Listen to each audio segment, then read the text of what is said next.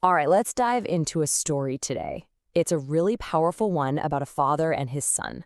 It's about sacrifice, the quiet kind that often goes unnoticed, and a love that was maybe understood just a little too late.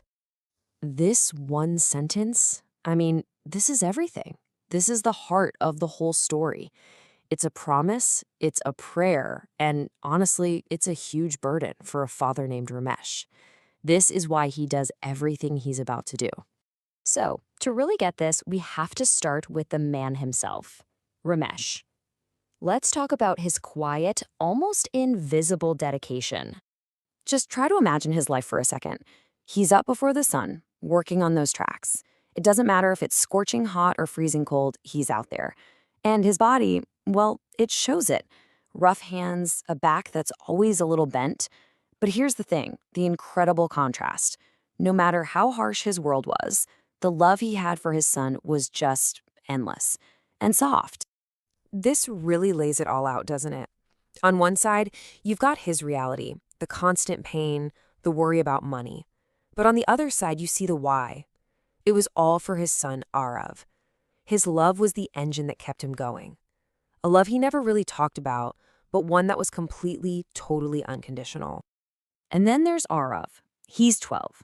You know what it's like to be 12. The whole world is ahead of you. He's a smart kid, curious, dreaming big, but he's still a kid. And when you're a kid, it's really hard to grasp the sheer weight of the sacrifices being made for you. Okay, so this is where the conflict really starts to bubble up. It's where what a child wants smacks right into the hard wall of what his family can give him. So Arav starts looking around, and he sees all the things he doesn't have. You know, the stuff his friends have without even thinking about it. A phone, new clothes, going on those school trips. For a kid his age, this isn't just about stuff. It's about fitting in. And for Arav, it's becoming a source of real frustration and even shame. And then, one day, all that frustration just explodes. Out come these words that are so painful. They're said with that kind of thoughtless cruelty that really only a kid can deliver. And they hit Ramesh right where it hurts the most. And what's this response? Silence. Not anger, not excuses, just this heavy, crushing silence. Honestly, what could he even say to that? He doesn't even try to defend himself. It's like in his son's eyes, he's failed. That little weak smile and the way he just turns and walks away, it says more than words ever could about how deeply that hurt. He just took the hit. But this story isn't just about pain. It's about understanding. And a sudden crisis is about to completely change how Arav sees his father. Arav gets really sick. And that quiet background love from Ramesh, it just explodes into action. This isn't just a list. This is a father running on pure adrenaline and devotion, running barefoot, waiting for hours and hours, pleading with doctors, and spending every single cent he had saved. His own comfort, his own exhaustion, it meant nothing. And in his heart, this was his silent prayer. This is it, the absolute peak of his sacrifice. He would have traded his own life for his son's in a heartbeat. That kind of love, it's beyond anything money could ever buy.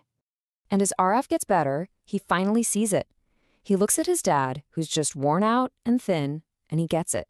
For the very first time, he's not thinking about what he wants. He's thinking about what he can give back.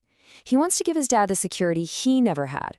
But just listen to Ramesh's reply. This is the whole man in one sentence. He doesn't want a house. He doesn't want money. He never did. His entire life's goal was right there in that simple wish, for his son to be happy. That was the only thing that ever mattered. Now, you'd think this beautiful moment of understanding would be the start of a new chapter. But as it so often happens, life and time and distance, they create a whole new kind of silence, one that's filled with regret.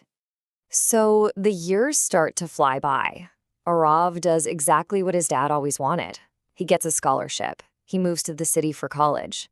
And Ramesh couldn't be prouder. But he's also lonely. That house is so empty. The phone calls get a little shorter, a little less frequent. Life just gets in the way. Until one rainy night. And with one phone call, everything just stops cold. The world that Arav was building for himself, that future, it all comes crashing down in an instant. The time he always assumed he had was just gone. After everything, Arav is going through his dad's few belongings. And inside this simple cloth bag, he finds two things. Two things that will finally let him hear all the words his father could never say out loud.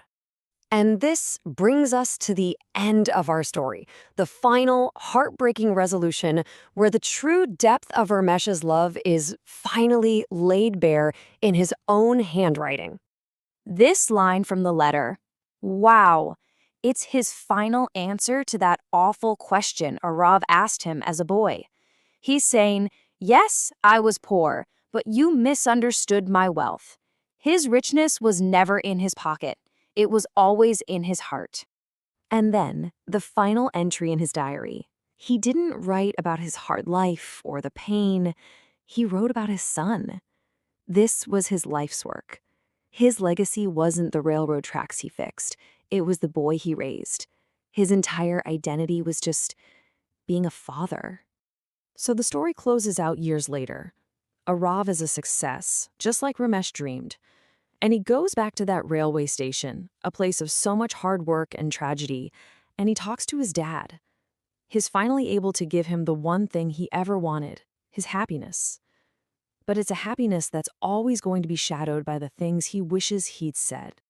And that, really, is what this story leaves us with. Arab's train, his chance to really talk to his father, that train has left the station for good.